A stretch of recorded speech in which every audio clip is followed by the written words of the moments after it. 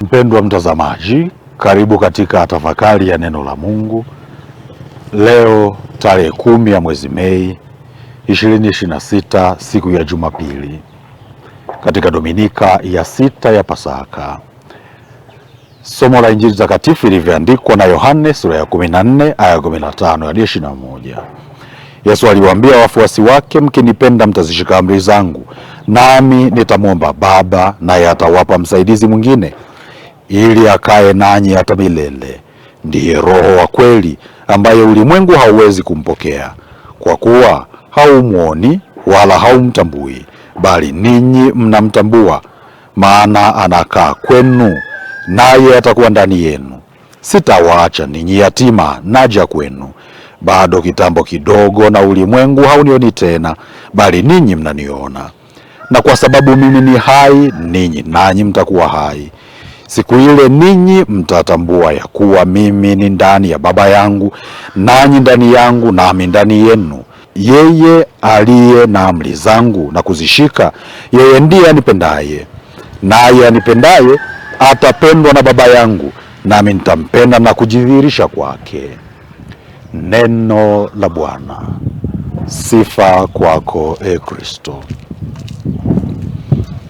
Wapendwa wana familia ya Mungu, leo Bwana wetu Yesu Kristo katika Dominika ya 6 ya kipindi cha Pasaka, ambapo tunaelekea mwishoni kabisa mwa kipindi hiki cha Pasaka cha shangwe, na Kristo baada ya kuwa amefufuka na kujidhihirisha kwa wanafunzi wake, leo anawahakikishia kwamba wasiwe na hofu, kwani hatawaacha yatima, bali atamtuma yule msaidizi ambaye atatumwa na Baba kupitia kwake, na huyo ndiye Roho Mtakatifu, nafsi ya tatu ya Mungu.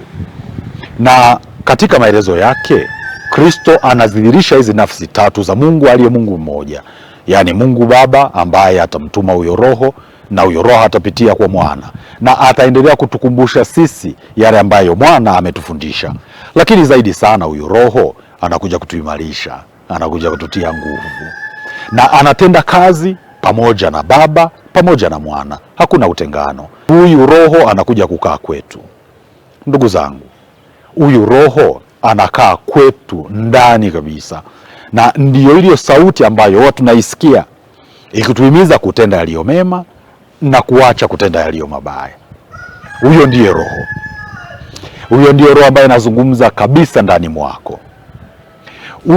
Hiyo ndiyo dhamiri ambayo mara zote ukitenda jambo jema itakupongeza, ukitenda jambo ovu itakuonya na itakwambia haujatenda lilo jema. Basi tumpokee huyu Roho na tumruhusu atende kazi ndani mwetu. Tukimvisha tutakuwa watu wa ajabu sana, na ndio maana inasikitisha kuona kwa nyakati zetu hizi watu wanatenda matendo ambayo hata wanyama hawawezi yakatenda, kwa sababu hawana Roho ndani mwao. Mtu anaona ni kawaida kumkata kichwa mwanadamu mwenzake. Mtu anaona ni kawaida kumpiga risasi mwanadamu mwenzake.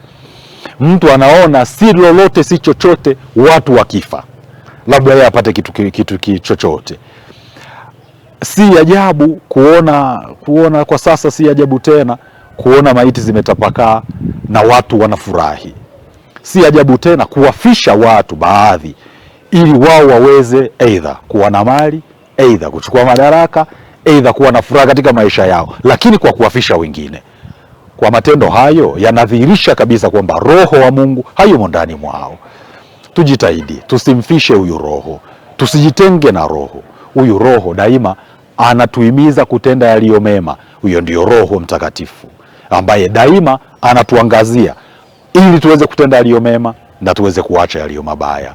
Ndio anayetusaidia kufanya chaguzi sahihi, kufanya yanayompendeza Mungu na kuacha yale ambayo yanamchukiza. Tumsifu Yesu Kristo. Na baraka yake Mungu Mwenyezi, ya Baba na Mwana na Roho Mtakatifu iwashukie na kukaa nanyi daima. Amina.